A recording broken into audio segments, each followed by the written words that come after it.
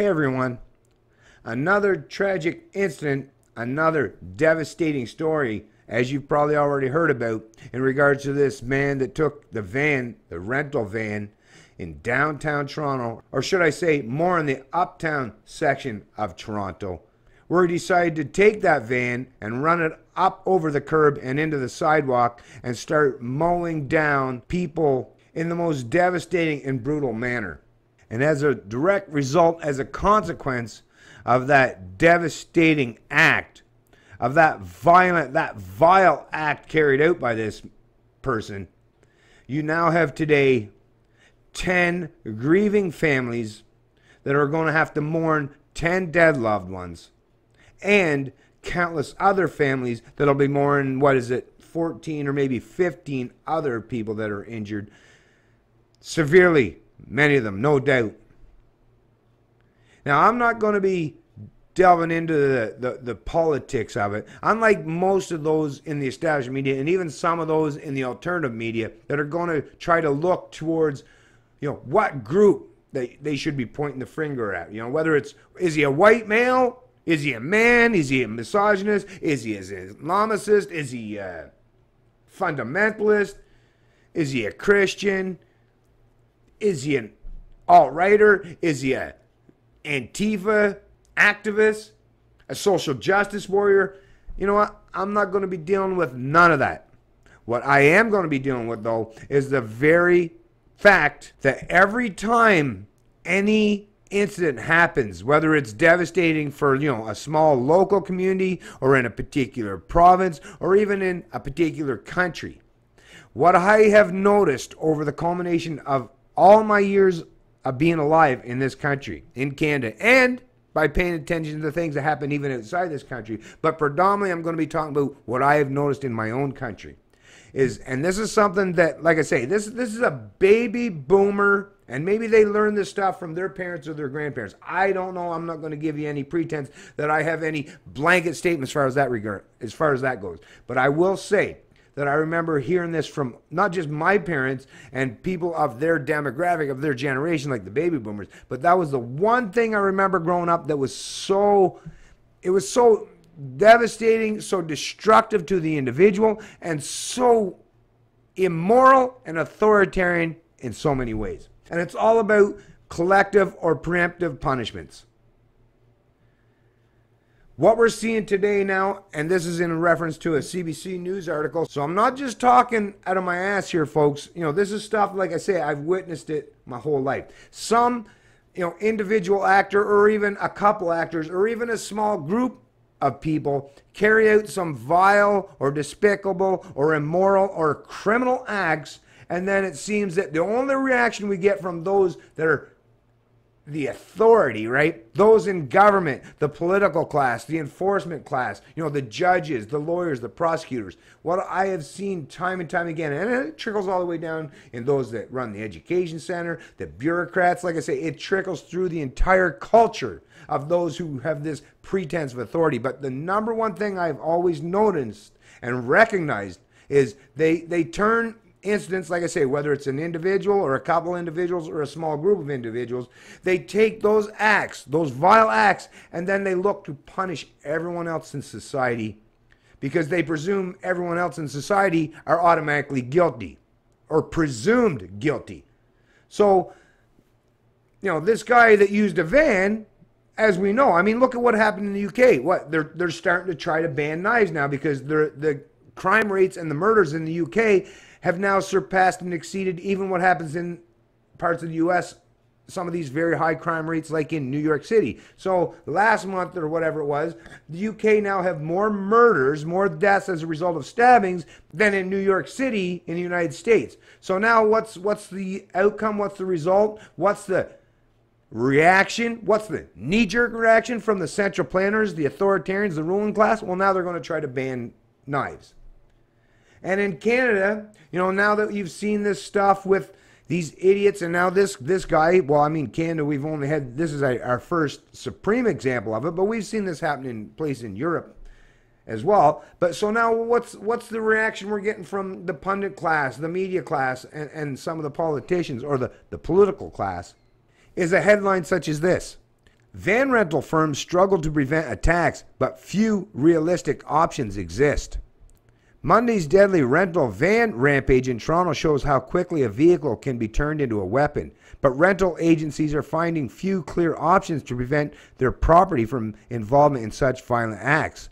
The urgency to find solutions is increasing, however. The attack in Toronto that left at least 10 people dead and several injured is only the latest in a spate of vehicle attacks, including one in Edmonton last summer, that have security experts grappling with solutions. Now, I'll be posting a link to this article in the description of the video, but I just wanted to point out once again. I mean, what do people think? You know, they're ban guns, ban knives, what? Ban vans? You know, this constant knee-jerk reaction and using authoritarian collectivism or preemptively treating the rest of the Canadian citizens as suspects and treating them accordingly as a fucking reaction to this asshole using a van to mow down people. Listen, you could fucking basically come up with as many rules, regulations, or legislation that prevents people from renting vans. You know, what are you going to do? Criminal background checks now? You're not going to prevent fucking bad people from carrying out bad acts and bad deeds. Bad people, evil people, criminal people don't give a shit about what you write on parchment or paper. They don't give a fuck. And as much as you might think you can restrict them from getting access to what? A gun or a knife or a rental van. Well, there's pressure cookers. There's IEDs.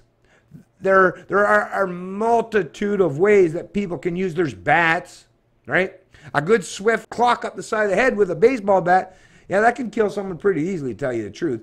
But a tire iron, nail gun. I mean, like I say, there's so many ways that a person can kill another person. There's so many tools, instruments, and means at a typical person's disposal that they can use to cause injury or death to another person.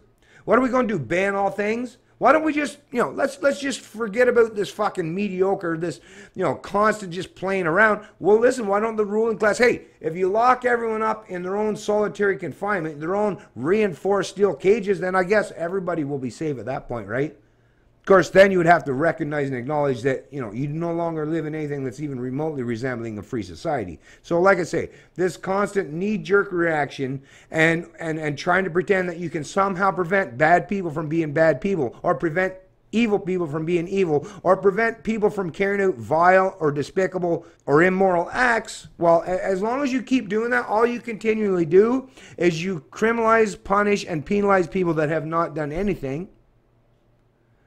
And then they, in turn, have a direct response in reaction to that fact, thinking, well, hey, man, why am I treated like a criminal? I've never done anything wrong. And then maybe you might turn them into, well, if I'm going to be treated like a criminal, maybe I should just fucking become a criminal. This is the problem with these central planners. They don't seem to know how to think critically about fucking anything these days. And the truth of the matter is, folks, the reason why that is because you don't have the proper people. You don't have competent people in these positions anymore because, I mean, look at how much of a disgusting, vile, despicable area that these people function. Look at how much corruptness that happens. Do you think a good person is going to go in and want to surround themselves with these fucking people? No. So all you're going to see from here on out, in this current paradigm that we currently live under, all you're going to see is the people that keep rising to power now, like in a really disgusting, vile society where everything is run under this kind of preemptive and collective punishments, where it's just pitting people against each other and using identity politics. Well, the only people that want to delve into that fray are, like I say, the most disgusting, fucking vile sociopaths and control freaks and authoritarians among us. So the good people are not ever, you're not going to find the good people that's going to step up the plate anymore. That's a pretense. That's utopian thinking, folks. Nobody with any common sense, no reasonable person is going to want to delve into the fray, into the political fray, or become part of the ruling class in this world now that we currently live in. Because a lot of people that would want to go into the public sector, or to be like back in the day when they used to be described peace officers, they're not peace officers no more. So, back when you had peace officers, people that were peaceful went into those positions. Now that they're called law enforcement, only a very few people want to spend their entire days, their livelihoods, gaining their income by being law enforcement, being enforcers of the state. There's only a certain kind of mindset, the only kind of people that want to carry out that kind of shit like I say, are the most vile, despicable, authoritarian people among us. So there's no pretense anymore. Just give up with your utopian thinking that somehow if you just get the right people in power or just get the right enforcers out there, that everything's going to be better. No, you have to change the fucking very fabric of your society, and that requires changing the culture. And right now, I don't see this happening. It's just I just don't even see how it's going to happen even within 5 years, 10 years. Like I say, as with all times in my own personal life or any anecdotal experiences that I've seen in my own life or other people's that have told me about their own situation is, no, people have to go through rough times. You know, people have to suffer tremendously, unfortunately, before they learn to correct their mistakes or their bad habits or behavior. It's an unfortunate thing. Sorry, folks. I wish that wasn't the truth. But no, I expect things are going to continue to get a whole lot worse. And this constant knee-jerk reaction, that's going to play out because it's catering to particular political bases. So whether it's the conservatives on the right that are all about supporting their mindless enforcers and the ruling class and their order followers, or the people on the left that are all about protecting their particular in-group or tribes or special interest groups, or railing against people that are productive as far as economics goes. Like I say, it's just now about picking winners or losers and who gets to take over and assume the power of the gigantic gun in the room. But using violence as a means to oppose violence, this constant escalation of violence, yeah, don't know how you could possibly think that that's going to create a better, more peaceful society. I don't even know how you can convince yourself of that for 5 minutes, let alone time enough to think in the information age. I mean, like I say, we live in the age of information. If you believe this stuff, you are literally rejecting the very truths that are out there at your fingertips.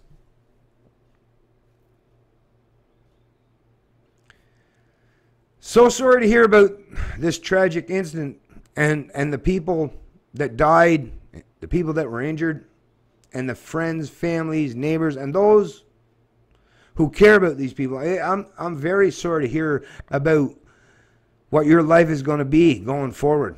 But once again, deal with your tragedy as best you can. Deal with your own situation as best you can. But please don't add to this nonsense. Please don't clamor to the fucking government and think that they're going to just create more laws or bureaucracy that somehow is going to protect everyone from ever having to suffer at the hands of vile, despicable, or evil people. That's never going to happen, folks. It's Canadian Libertarian, and I love liberty.